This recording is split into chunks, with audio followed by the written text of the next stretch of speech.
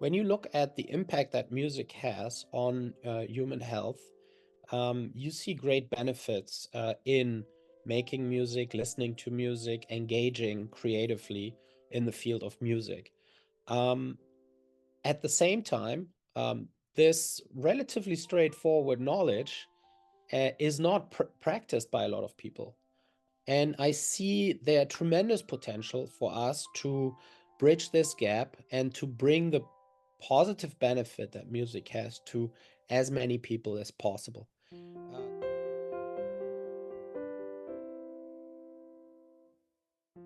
But I go back to the 1947 definition of health that WHO has in its constitution, which says that health is not merely the absence of disease and conditions, it's the attainment of the highest level of physical, mental, and social well-being. In my view, the arts are not complementary to health. The arts are a health behavior, just like nutrition and exercise. To be able to express yourself freely and creatively is part of what makes you a complete human.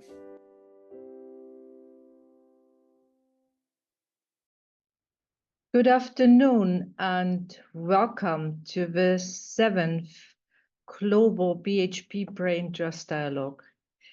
Today we embark on an exciting journey at the intersection of music, arts and brain health. The dynamic role of music and art is validated as having a profound impact on the brain as therapies for pain, anxiety, depression and loneliness. For Alzheimer patients, which is very close to my heart, music offers more than just moments of connection and comfort. It serves as a lifeline, providing comfort to the families who witness its transformative effects firsthand. Recognizing these positive impacts is essential, that we come together to familiarize ourselves with cutting-edge research and practical strategies for leveraging the power of the arts in fostering brain health across the lifespan. Our lineup of guests brings a wealth of diverse expertise to enrich our dialogue. I'm excited to welcome Renée Fleming, world-renowned soprano, and we have asked Christopher Bailey, co-founder of the World Health Organization's Healing Art Initiative, to share why Renée was their choice for WHO Global Ambassador for the Arts and Health. Here, a short video message. Renée has been a leader in this space for many years before she became connected with WHO, with her work with the NIH, the Kennedy Center, the Sound Health Network, and her music and mind sessions that she has done on her concert tours. But I think her connection with WHO has had a galvanizing effect. And it's more than just spreading the science. She exemplifies it in her performance, because when we talk about the experience of creative expression, the way she physically, emotionally, and completely connects with an audience is exactly what we're talking about, that flow state, that sense of well-being. So it's more than just her words, it's her actions. What a nice statement. Renée, welcome and thank you very much for joining us. It's a great honor to have you with us today, and everyone in the audience is looking forward to our discussion. Thank you so much. I'm delighted to be with you. Let me start with the first question, which, by the way, also interests me personally a lot. So how did your personal experiences within your career inspire you to look into the music impact and also the scientific connection between music and brain and mental health? And I think in one of your interviews, you actually said that you were sort of affected by stage fright early in your career. So how did these techniques which you learned over a year help you to calm and relax your mind and body and make you the star you are today? Well, definitely stage fright and somatic pain. So pain was another symptom of my anxiety, performance anxiety, were what led me to reading at length about the mind-body connection, what scientists were discovering about how our minds have a strong effect on the body. And that's when I happened to also notice that researchers were looking at music and studying music as for intervention, for the science that was occurring, and especially with the gains in technology. That's what's made a huge difference. So, I mean, now we start, actually, I have to say, to understand the brain much better. We have now methodology to actually measure positive and negative impacts on the brain. So I know you were quite scientifically working with the NIH, trying to look into brain imaging and other technologies to really assess and understand better the connection between the brain and the music and the creative process behind it. So what can we learn? What do we actually understand scientifically? What makes us happy, and how does the brain react to this happiness?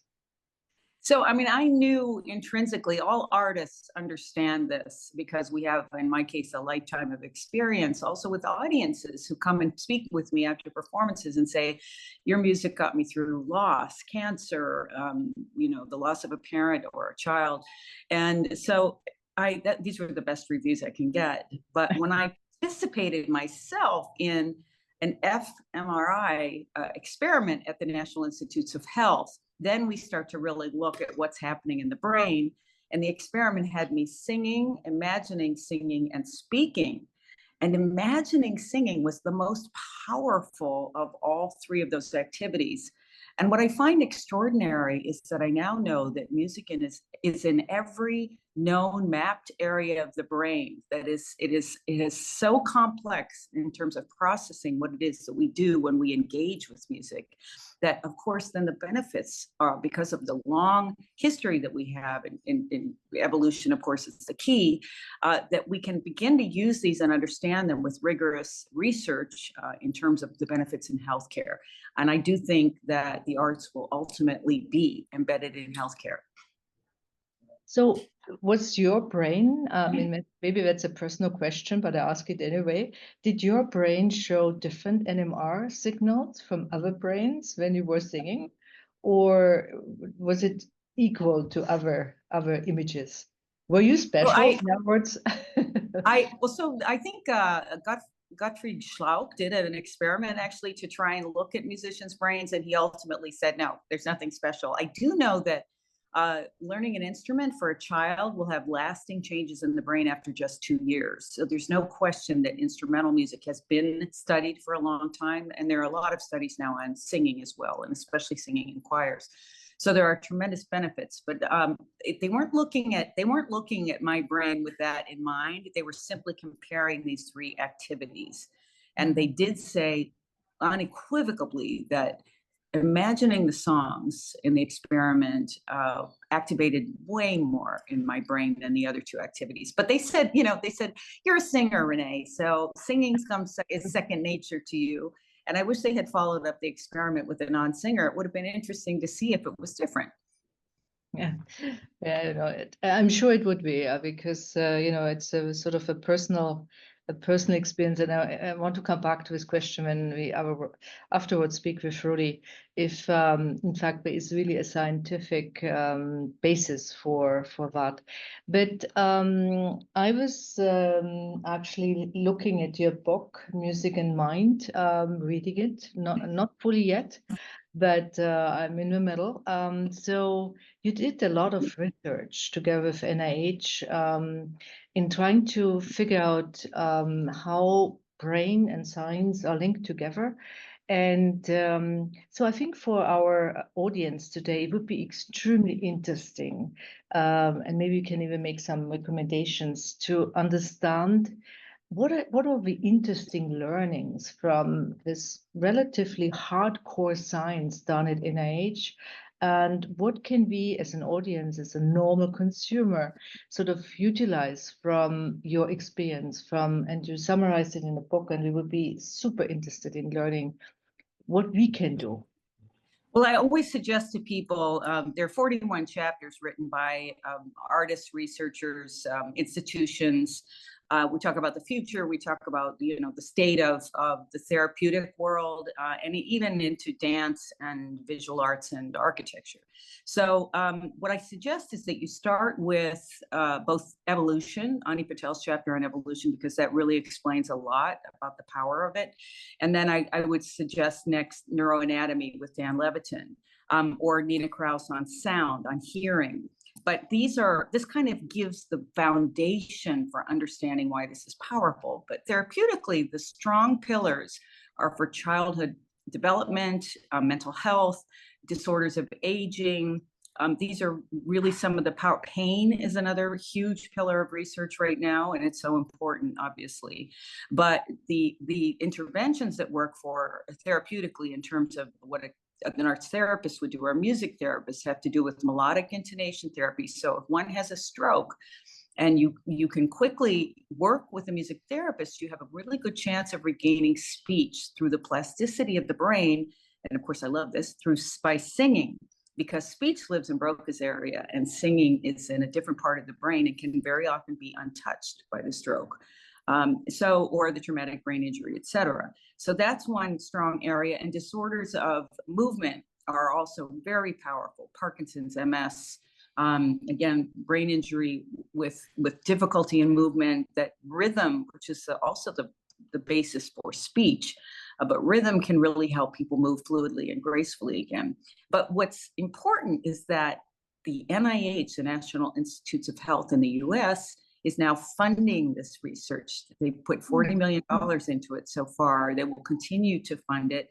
And this really changes the game, because we need a rigorous body of research to kind of support science in this. And I also have just myself funded investigator awards for young scientists who work with an artist. So again, creating a pipeline. And I think the FNIH will follow this up with fellowships. So that is crucial, actually, because our system really requires this rigorous scientific support. Yeah, I fully agree with you. I have two more questions. You mentioned pain actually twice now. So what do we know about music and pain? What sort of relief can we get from the music? Is it distracting you just, or what does music do to pains? So I have a friend who actually had a serious brain bleed recently, not an aneurysm, but a different type. And she was in excruciating pain. They said she couldn't look at screens, that she had to, the lights had to be off, et cetera. Try listening to music. Well, the only thing that relieved her pain was Jimi Hendrix, as loud as she could possibly play it. And anytime the volume came down or the music went off, the pain came back. So I sent this to a neurologist that I know and said, what do you make of this? And they sent me back a study that showed a photograph, like a picture in the brain of very strong pain that had big red lines around the outside of it. And then that same spot listening to music, and those red lines were gone. So in other words, the pain was clearly reduced. It could be seen in the brain. So there's a lot of research kind of looking at this now. And because we have a horrible opioid crisis in the US, and I'm sure elsewhere, it's important to look at these potential, this is something that's, and by the way, we make opioids naturally in the brain. So trying to kind of get those to fire up and not have something that's pharmaceutical or intervention or that kind of thing. Yeah. Oh, how true is this? And of course, my conviction is that at the end, you need both, at least in certain diseases. You need the the soft aspects like music and diet and you need the medication, unfortunately. But I have one more question for you, which interests me in particular. It's also obviously the audience is very much made of women. Is there a difference how women and men react to things like music? Do they show different impulses, different NMRs? So unfortunately, in our society and system, women were not really carefully studied as different from men. In fact, they weren't even really until recently used in studies because the hormonal issue was sort of too complex, I guess, for people. So I find that so unfortunate, given that we're more than half the population. So the answer is I really don't know, because I doubt that we have been separated by gender as we look at some of these issues. And plus, as I said, it's quite new. And it's all about technology. The fact that we can now measure with fMRI, with EEG, and with other measurements, then we can really have validation for all of this, and hopefully they would begin to look at differences in gender. Mm-hmm. Yeah, I mean, obviously for us it's a big aspect, because as you know, 70% of the Alzheimer patients are women, and 70% of the caregivers are women. So to have a particular emphasis on women for us as a group is super important, and so to have more clarity scientifically supported would be very, very important. And I do hope that NIH is looking at this aspect as well. Agreed. Thank you, Renée. This was just the start. Now I'm thrilled to introduce our next guest, Dr. Rudy Tansi, true rock star of science. And I'm using my words very carefully. We have met in the past, not as a rock star, but as scientists. So really beyond your scientific achievements, which of course are very known to me, but what I was less exposed to were the other side of your life, which is in fact that you are trying to bridge the gap between science and public understanding through books, through best-selling books like The Super Brain, co-authored with Deepak Chopra, media appearances, and more. And I have to admit, my learning over the last years, being so tightly linked to the Alzheimer field, is that communication, talking about this disease, talking about the hope linked to this disease is very important. And what you can do besides just medication, which until last year we didn't have.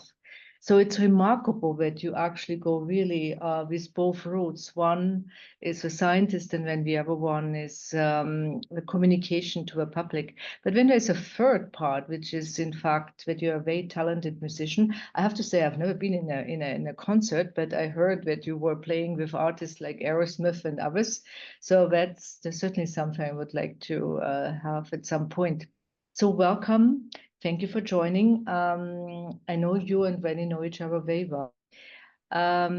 So let me start by a question. You are really one of these rare individuals with a dual career, scientist and musician. So how could you explain your perception, your knowledge of a connection between music and cognitive health? And is it actually, when we speak about the help music does to the brain, to pains, to loneliness, and is it a positive cognitive, maybe childhood event which we remember, or is it that it has a direct impact on the brain? So really, what are we talking about? What is this connection between music and science? Well, Chris, thanks so much for having me here, and it's such a thrill to share the virtual stage, so to speak, with Renée Fleming and all of you. And I have to say, although I play with Aerosmith and those guys, I did have one chance to play with Renée once a few years ago, and we did Hallelujah together and that was a real thrill. I have to say that I still watch the video of that performance. It gives me goosebumps every time. So that was amazing. And I think Renée covered a lot of what you just asked eloquently earlier, but I'll just add that, you know, the two major categories of how music affects cognitive health are relaxation, and stimulation. So if you have someone who's depressed, apathetic, and they need to be stimulated again, or bring their mood back. If you play music that this person loved between about 13 years old, or let's say 12 years old and 25 years old, that's the music that is emotionally, you're emotionally bonded with, right? So if you look at the music memory parts of the brain, the parts of the brain that get activated with music, they're very close to the limbic system. The hippocampus, which is affected in Alzheimer's, short-term memory and emotion, amygdala for emotion. So there's this tight, physical link between emotion, short-term memory, and music. So stimulation, let's say you're a late-stage Alzheimer's patient, and slightly vegetative, and the family wants to wake you up and have some more time with you. You play music from when they're in their teens, and even if it's music they don't like, it will stimulate the brain and wake them up. But the other side of the story is, let's say for folks who are suffering from anxiety, or just obsessive behavior about the past, or anxiety about the future, music is incredibly relaxing. This could also be an Alzheimer's disease, where in the early stages, it's terrible for a patient. The frustration, the agitation, they can't find who they are. They can't find the memories they had. I mean, it's a terrible experience, especially in those early days. And music can provide a relaxation, can quell some of that agitation in a loved one who's distraught about having this disease, and realizing they have the disease before the later stages come on. Yeah, it's beautiful. So what can you actually measure in the brain? I'm a pretty hardcore scientist. So what do you actually see in the NMR? Or can you even use PET imaging on certain neurotransmitters? What do you see actually in the brain when you get positive emotional activity and activation? Yeah, well, I mean, you're well versed with functional MRI. So, and Renee, I think, did Renee experience the functional MRI aspect? I was following this. I think you did. So you can actually see, of course, what parts of the brain light up when you're listening to music or performing music. But also, glucose utilization, looking at energy utilization, which neurons are using the most energy while you're listening to music or performing music. And this is how we've defined the music memory parts of the brain. But what's remarkable, I saw Stephen Dukoski among the attendees, who really knows this well, that in the brain, the music memory parts of the brain are remarkably spared. As Alzheimer's, marches through the brain, you hear the stories about in a nursing home, the woman who's in the late stages of Alzheimer's. She can't remember the names of the songs she's playing, but you tell her to play a song or get her going, and she'll play the song perfectly. It's amazing how we don't forget words of songs, like remembering lyrics. When I was forced to sing in my bands, and believe me, you don't want me to sing, but sometimes you had to give the lead singer a break. But I remember every lyric I sang back to my teens. Like, how is that possible? So this is a different part of the brain that stores those memories. Yeah. Coming back a little bit more to the scientific part, what we want to give to the audience is, of course, something which we can do for prevention of diseases, for dealing with pains and anxiety, etc. So here the question is, how does actually the SHIELD method, which you described and referred to, how does it actually work? And how can this SHIELD methodology help to deal with some of these mental issues? And just as a last point, I'm personally very convinced that the sort of lifestyle aspects, which includes exercise, diet, etc., are equally important to medication, which we hopefully will have for certain of these diseases. So maybe you can explain to the audience what they can do now using methods like the SHIELD. Yeah, thank you. So the history of SHIELD is when I wrote the third book with Deepak Chopra, The Healing Self, and we had an action plan for what you can do day to day to try to minimize inflammation in the body and in the brain. Because in the brain, like in Alzheimer's, it initiates with certain misfolded proteins like plaques and tangles. But at the end of the day, neuroinflammation is causing the most damage. And you can have inflammation acutely or chronically your whole life as you age, depending on your lifestyle. So when I had to encapsulate this lifestyle, I came up with SHIELD, where S is sleep. So try to get 7 to 8 hours of sleep, even if that means a power nap. Every time you come out of dream sleep into deep sleep, I call it a rinse cycle for the brain. Your brain gets rid of the amyloid plaque and other debris that can cause problems later on. Now, where music comes in is, I think, is the H, how to handle stress. So handling stress, some people meditate, some people pray, some people just take time to be mindful about their expectations. But, music can do a great job for managing stress. And I think that's most relevant to H and SHIELD. I is interaction with others. Interaction meaning, meaningful, non-stressful, good interactions. And that can include listening to music together, or if your musicians playing music together. But loneliness is a risk factor for Alzheimer's. E, as you mentioned, is exercise. Exercise induces the breakdown of amyloid. It causes the birth of new nerve cells in the brain, neurogenesis, especially in the region of the brain that's affected in Alzheimer's, the hippocampus. And L is learning new things. And so I take it upon myself every weekend, I learn music and play music that I never played before. So for my L, besides, our jobs as researchers, we're learning things all the time. Even in your hobby, you can choose to not do the same thing over and over again, but choose something new. Every time you make new synapses, I like to say that's the more synapses you can lose before you lose it. Because in Alzheimer's, it's loss of synapses, the connections between neurons that leads to disease. And finally, diet. And it's very simple on diet. Any diet that keeps your gut microbiome, bacteria happy. So fiber, plant-based diet, vegetables, fruits, seeds, whole grains. I like to say anything crunchy that's not a potato chip or hard candy or a crispy French fry. The gut microbiome loves crunchy things. And I just want to tell you that Dean Ornish and I just finished a lifestyle intervention trial. It was really Dean's Ornish's trial. He's famous for the heart-based diet. And the paper's in press. And remarkably, treating Alzheimer patients with a vegan-based, plant-based diet, actually, I couldn't believe it, actually led to significant improvement in cognition using the standard Alzheimer cognitive scores. And also, it was indicative of amyloid reduction in the brain using a blood test. And that there was a CNN special about it on Sunday, and the paper will be out soon. So that says just a good plant-based vegan diet, plus they meditated, sleep, exercise, led to improvement. So what you said before is absolutely correct. Super. Just one last question.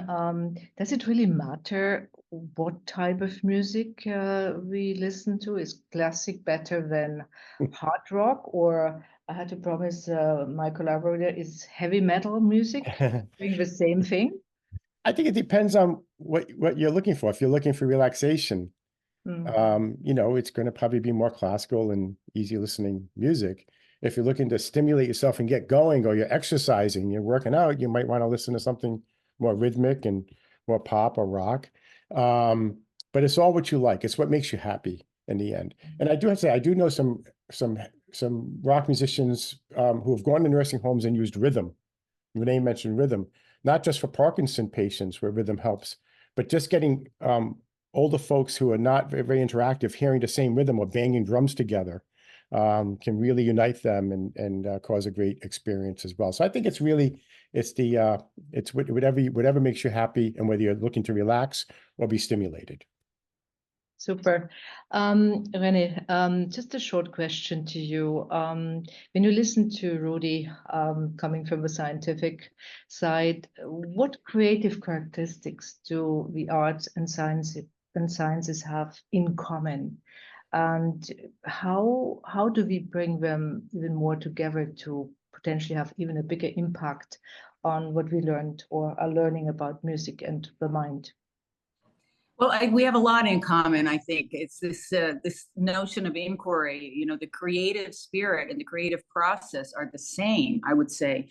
You know, every time I try to think about how I'm going to create a program for the audience that pleases everybody, or if I'm improvising, and you know, in the odd jazz concert that I do, which is a very specific kind of skill for the brain, or frankly, just coming, it's an advisor that I am for the Kennedy Center, LA Opera, and some of the other organizations I've been advisor for.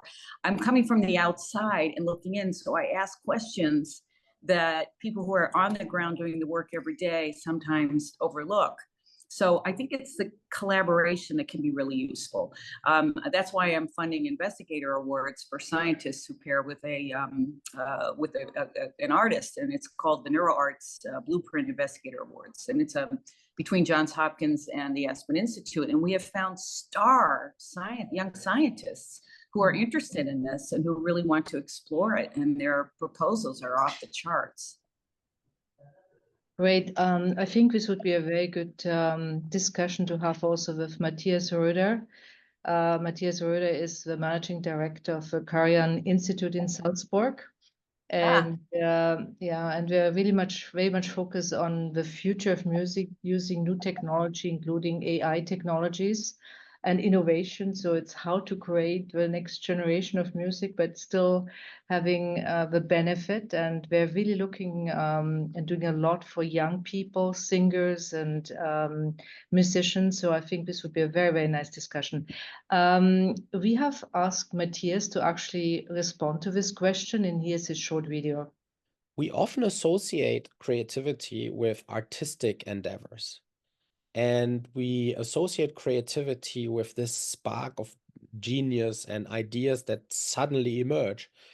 And while all of that is true, that these are some of the profound creative moments, creativity can also be found in everyday kind of problem solving or in scientific problem solving. Whenever we are faced with a problem that we don't immediately know the solution to, our mind starts to get into a creative mode. And this creative mode is not limited to the arts. It is often found in the sciences, in everyday problems that we're solving, in even communication. So to recognize this fact is, I think, extremely powerful for everyone's life. Very nice message. I'm sure, Renée, you are in Salzburg quite often, so happy to organize a meeting with him, and it's really impressive what we do for young people. Thank you. Rudy, now I'm coming from the other side. So far, I've more talked about the science, but now taking your musical part of your career, how did this influence your science? In other words, are there techniques which you use in composing, etc., which you then use in the scientific part to get new ideas, new experiments, innovation, which you potentially otherwise would not have had? You know, in the word research, there are two syllables. There's re and search. And you need both. Like the re is that we're looking at the research that's already been done. We build on it and we try to do something new. In music, it's similar, right? When you're writing music, you're always conditioned by the music you already know and have heard and that you love, but you're trying to do something new. In both cases, music and research, I'll just say the folks who are most successful, the folks who change the world, are the ones who are less derivative, right? They build on what they already know in science or music, but they go out of their way to clear their mind and do something original, to really come up with something that's one part intuition, one part logic.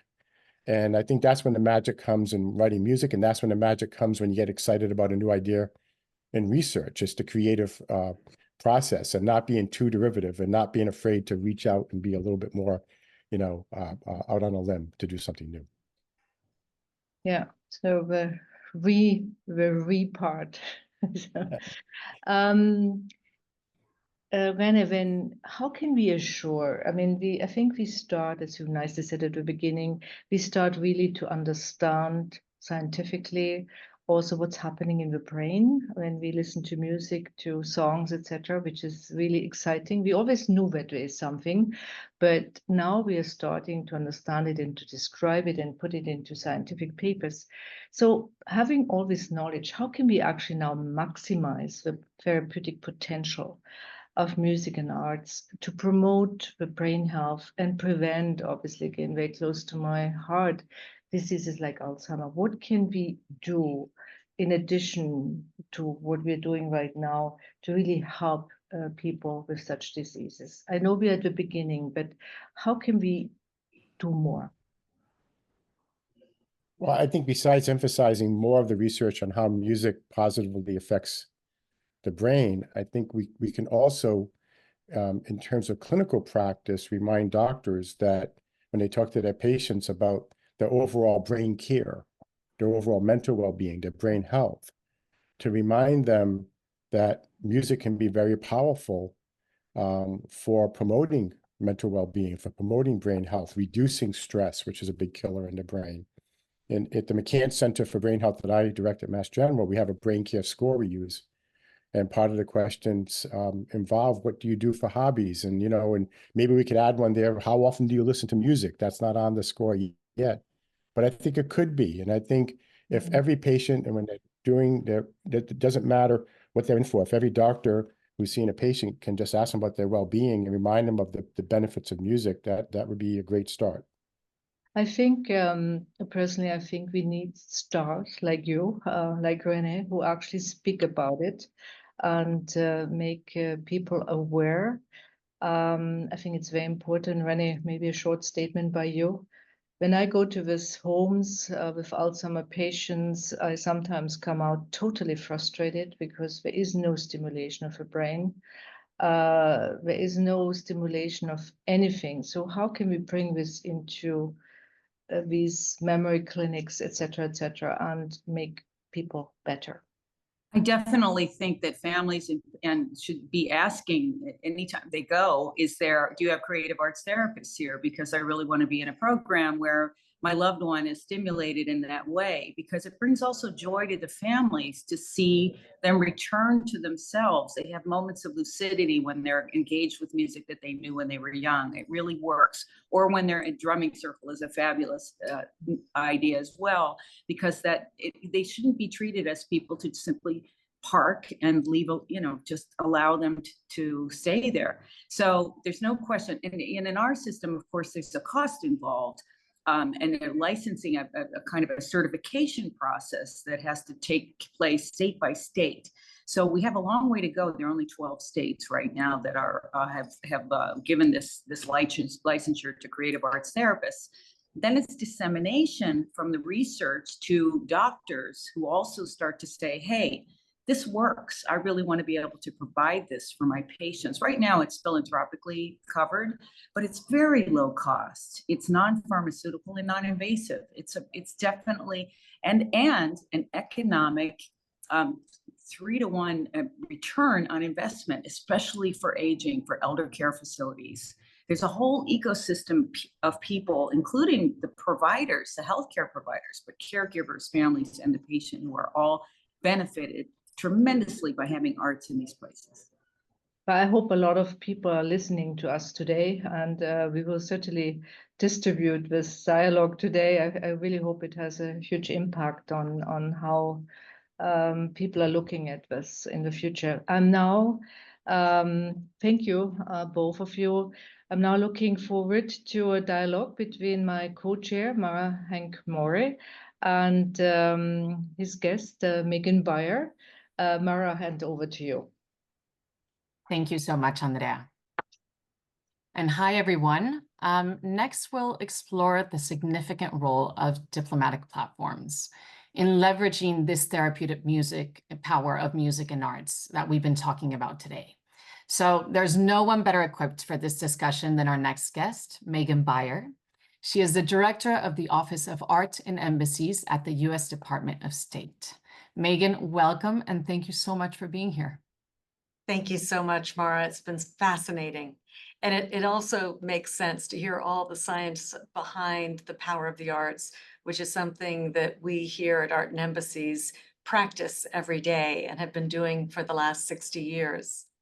Yes, definitely. And you and I had a talk last week, and as the program's director, please tell our listeners a little bit about Art in the Embassies, its mission, and why President John F. Kennedy started it way back in the 60s, which is quite amazing and quite innovative from him.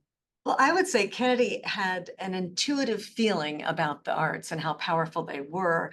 And he may well have seen it as a young man when his father was ambassador, how important the art in that embassy residence was in helping his father sort of talk about our American values, our American story. And so he created this office because he understood that art could make you feel what a diplomat can only try to make you understand.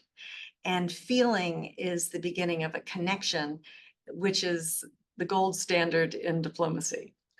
And so what our office does is we will meet with every ambassador over the course of a president's administration. There are 200 ambassadors, and we will find out what their diplomatic imperatives are, what the stories they want to tell about our values, and we help them to curate an exhibition that they're going to live with. They're going to have all their important bilateral meetings in that residence that will help them to accelerate those relationships, because they're on the ground running for 3 to 4 years. They're representing the United States. And in a democracy, you're often pivoting without telegraphing a family fight, but there can be quite a pivot. And so the art is there to help to relay that. And what we did, my husband served in Switzerland for 4 years, which is where I met Andrea and you and others. And what we did was we moved, it was very quiet when you would enter our residence, and we requested that they move the sound system to the front entry hall. And that again was just this intuitive feeling that we wanted to have people lifted up. And what did we think of but music? And now we have all the evidence of why that is actually the case. Definitely. I mean, given its mission of soft power, I would say, how do you think Art and Embassies measure the impact of its cultural diplomacy efforts on promoting awareness of the therapeutic power of the arts? We talked about initiatives like the Creative Growth Collection that uses art therapy for individuals with developmental disabilities. Do you think this reinforces the critical societal value of Art and Embassies? Yes, and we are putting together collections from very important cultural institutions. We'll be announcing one soon. But I can't talk about. But we are going to be putting together these large collections under long-term loans. And one of the very first organizations that we went to was the Creative Growth Foundation. I don't know, or centers. I don't know if you've heard of them, but when California shut down the mental health institutions, the Black Panthers were very involved in realizing this was going to be a real problem for people who need healing. And so they created art centers. They didn't have all this data you have today, but they did understand that. And the art that has been generated by creative growth is considered very important art now, their collection over many decades. And they've been at the MoMA, the San Francisco MoMA. They did an international tour that I saw in Europe called the Museum of Everything. And so now our ambassadors will be choosing creative growth art pieces to put in their embassies. As we go into our 250th year, we're going to be talking a lot about democratic values.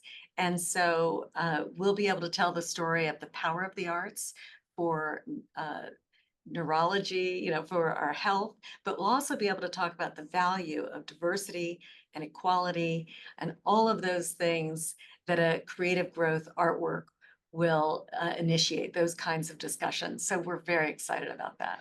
No, it's amazing. I think it's a great way to bring community and to represent, I think, the US all over the world. And to connect people, which I think is the most important part of diplomacy. And we actually did something this summer. I don't know if we have time to tell this story, but Joan Baez is actually painting now. And so one of her pieces was at the home of the Human Rights Council ambassador in Geneva. And believe it or not, the Human Rights Council is a council that is rife with lots of conflict, and it's often very difficult to agree. And now they're all very good-hearted people and very concerned with humanitarian issues, but it's a very difficult terrain. So our ambassador asked us to bring Joan Baez, who is a world-recognized human rights leader, and she came but told us she wouldn't sing because she didn't do that anymore. She's painting, and so we gathered hundreds of human rights ambassadors and leaders at the UN in Geneva. They all came together, which often they don't, but because of Joan, they did, under this large cedar tree at sunset, and did a dialogue with her. And you could just see the vulnerable conversation that took place, that people were revealing themselves because they related to her as an artist. And at the very end, one of them said, almost with voice cracking, what can we do because of the state of the world today? And she came out with Blowing in the Wind. She sang that song.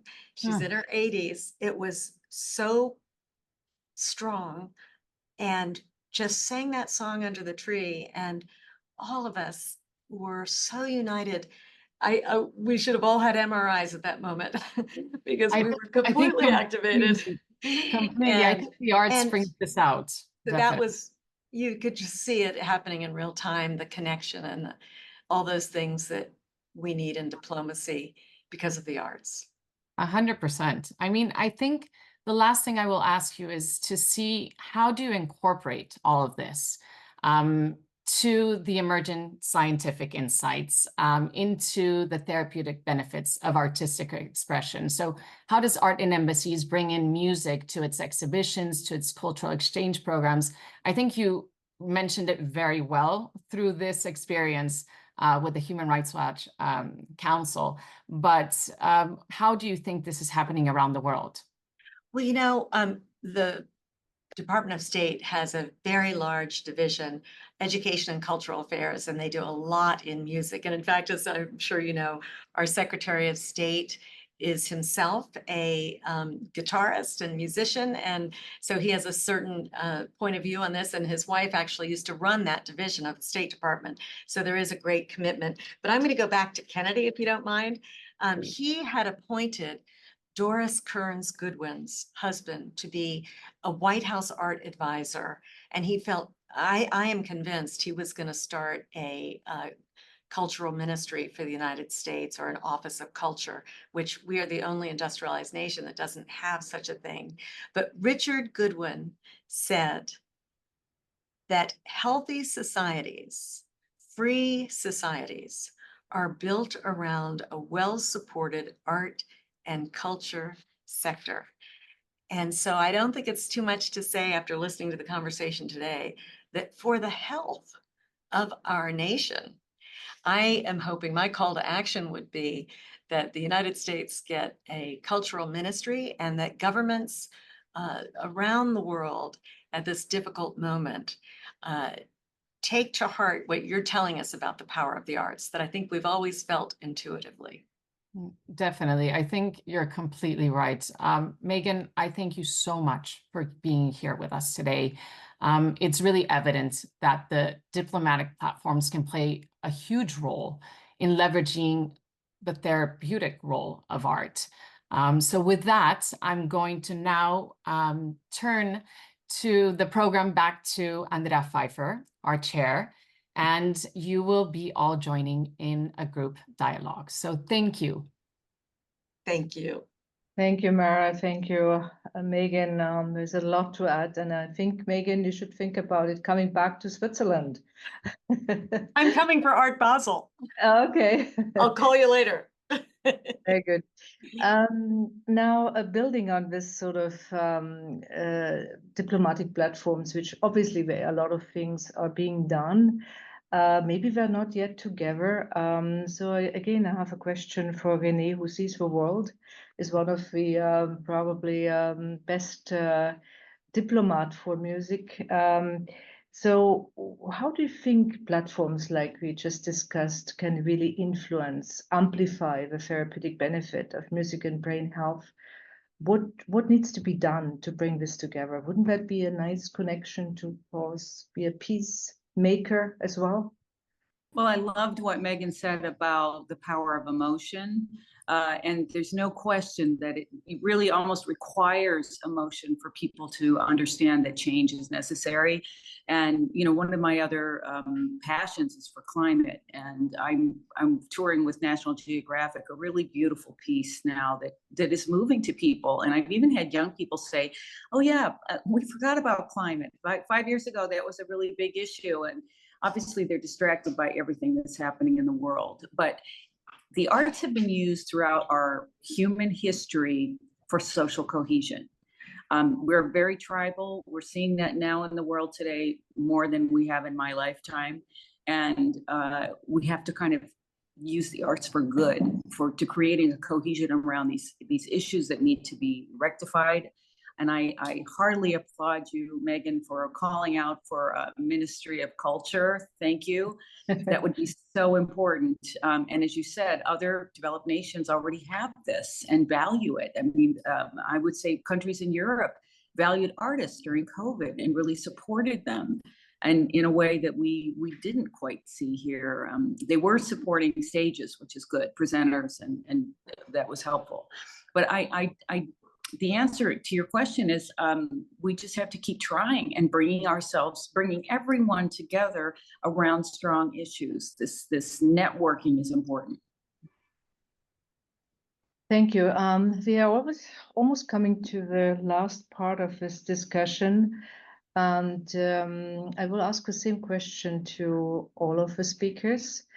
When we reflect on what we heard today, which was very stimulating for me, what is our call? What is your call to action? How do you recommend we build on this dialogue to amplify, advance the therapeutic power of the arts in fostering brain health across a lifespan? Maybe, Rudy, you can start. What's your recommendation? Yeah, I think besides the great recommendations we've already heard in the last dialogue and just now from Renée, in terms of the government and national agencies pushing this, there are great foundations out there, programs that are doing this. I work with a foundation called Music Men's Minds, who have just done tremendous things with music and Alzheimer's disease and music and brain aging. There's so many applications.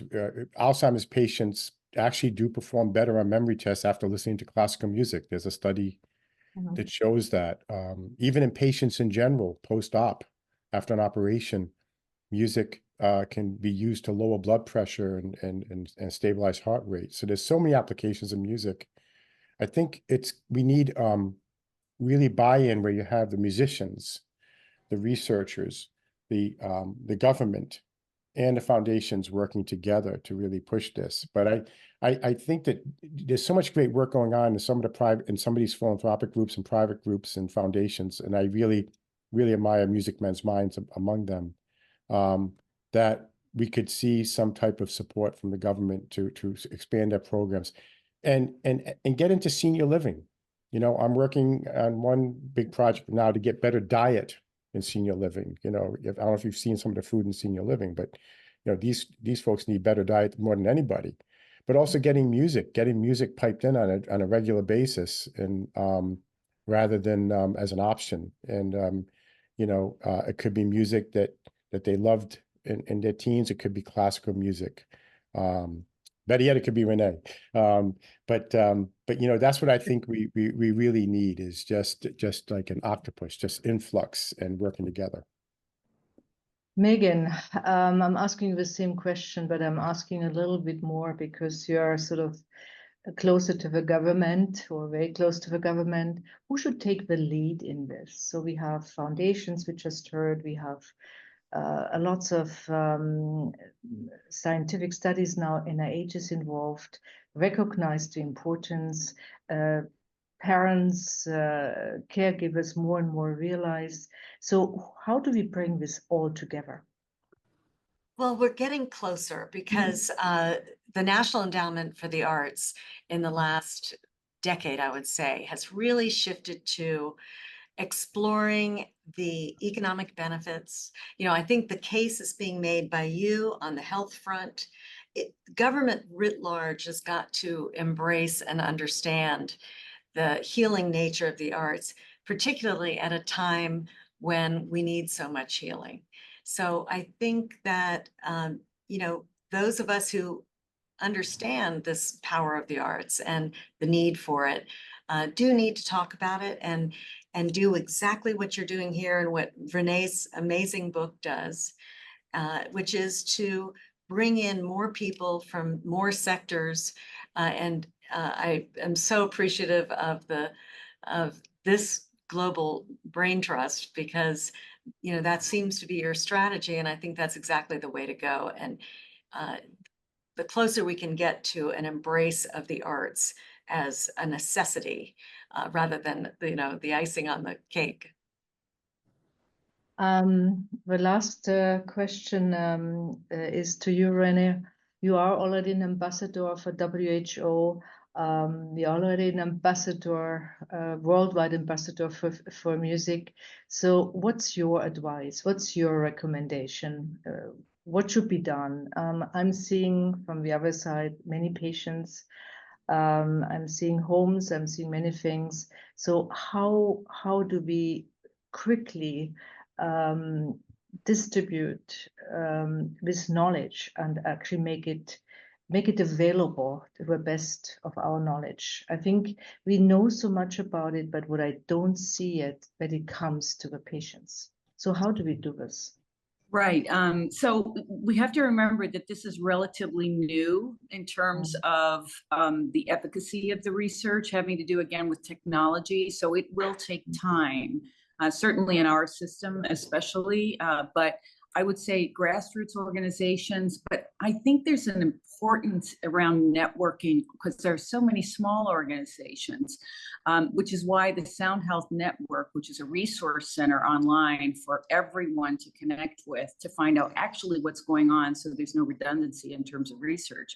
But also NeuroArts Blueprint will start a new global resource center in September. Please look for that, because that will be a watering hole for everyone working in the sector, but it's a much larger umbrella, including all aesthetic experiences. So that's something. So really, the advocacy is important. I wish we had a documentary about this. I wish we had ongoing programming for the public, because ultimately a lot of these things come from the public making demands and saying to their doctors, hey, did you realize, my joke is that I want to see the commercial that says, ask your doctor if music therapy is right for you, because we have so many commercials like that are for drugs. And this is so much better in a way. I mean, even focused ultrasound is a form of music in the sense that it is the fundamental basis for music. And there's a study at MIT that is now testing that you could go to a drugstore and go into a booth and have plaques and tangles cleaned up from your brain with light and sound vibration around 40 hertz. So yeah, the future is very positive. I mean, VR is working well. Oh, see, you've got something. Yeah, we do it in the lab. Wow. Yeah. See, Rudy's doing this. I mean, so the future is positive. But right now, we need just strong advocacy. So everybody has to advocate for this. And tell your doctors, you should be prescribing this. Social prescription is in the UK. It's in a few states in the US. And it's basically where medical professionals would say, okay, what you really need is a park pass. You need to go in the park every day. So, we as humans have not changed in a long time. And we have to remember who we are. And that includes this desire to create, to connect, and to enjoy beauty. Maybe just a very last question. This is, of course, a global BHP trust where many influential women are participating. Do you think women can play a special role? Rudy, we don't exclude you. We are happy that you are joining us and helping us. But what could there be a special role women could play? Well, I've done a lot of women's advocacy, and I feel like advocating for arts and culture, somehow there are some similar aspects to it, and I've kind of come to the conclusion if something is very powerful but seems ubiquitous, that it can often be taken for granted and not given enough resources, like women and like the arts. I mean, it's similar. You're trying to make this argument that these things that are obviously so critical are important, and you wonder why you can't. And I think it's because they are thought to be ubiquitous, and we are no threat of losing these things. But I think what you're doing and your strategy of showing the potency and the value of it in science, we're seeing it in the economy, and if we can see it throughout our culture writ large. But what kills me is part of it, what it takes is an inspirational leader like President Kennedy, to just sort of get it. And that would be the shortcut.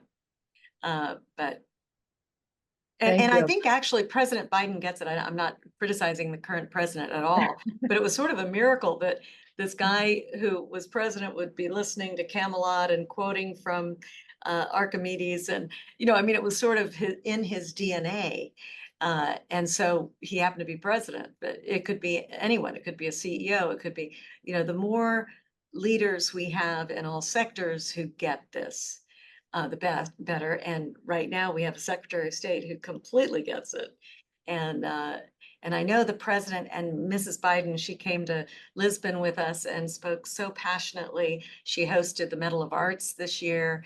Everything she does, she brings in artists. When they did the Inflation Reduction Act, which was also one of the biggest investments in renewable energies, they had James Taylor come sing Fire and Rain. They always have an artist. Thank you all. It was a wonderful discussion. I think by recognizing and promoting the therapeutic benefits of the arts, that's why we wanted to come together today, we can create new opportunities for global support in brain health and the prevention of neurodegenerative diseases like Alzheimer.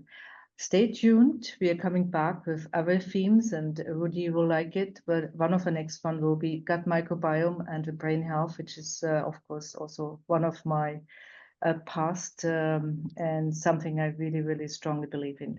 With that, we will also send our new newsletter out with a link to this dialogue.